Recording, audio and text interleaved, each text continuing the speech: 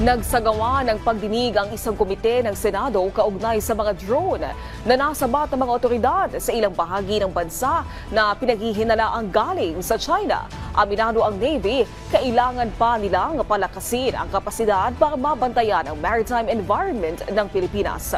Ang detalye sa balitang pambansa ni Daniel Manalastas ng PTV Manila.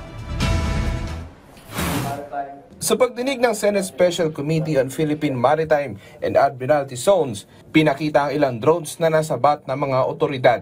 Katulad ng mahabang kulay dilaw na ito, ang malaboya na natagpuan sa Zambales at ang itim na drone na ito na natagpuan sa Sabdang, Batanes na mga pinaghihinalaang galing sa China. Pero di pa masabi kung gobyerno ng China ang nasa likod. Pero kung tatanungin ng Philippine Navy, tip of the iceberg pa lang ang mga natagpuan na ito. Mr. Chair, this is only the tip of the iceberg.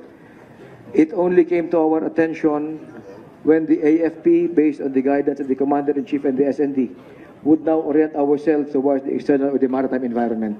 Doon natin napapansin may mga reports na ganito. So sa ngayon, kung ito ay tip of the iceberg, ay siguro po lahat ng karagatan natin ay may mga ganito na sa ilalim. Possible, Mr. Chair. Very possible. At kumakalap ng impormasyon. Sabi ni Trinidad, ang mga nakukuhang impormasyon ng mga drone ay posibleng iba-iba ang saysay. Pwede raw pang-commercial, academic, scientific research at pwede ring pang-militar. Ang sinasabi natin, based sa kanyang forensic examination, nagbato siya ng signal sa China. Yung yellow drone is designed to collect, we call that bathymetric data. Depth of water, salinity, conductivity, oxygen content.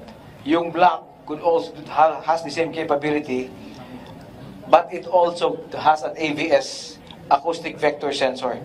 Nagpipick up siya ng sound, how sound propagates or travels underwater. Sound propagation is very critical when it comes to undersea warfare. At kasunod ang mga nahuhuling umano'y Chinese spy sa bansa, sa iba't ibang lugar sa atin, ang tingin ni Senator Francis Tolentino, posibleng magkakaugnay lang ang mga ito. Yung espionage sa Caloocan, sa Makati, yung Palawan 5, yung sa Zambales, yung sa ilalim ng karagatan, magkakasama lahat yan, isang uri ng gawain yan, espionage. Magkakatugma lahat yan, isang related po lahat yan.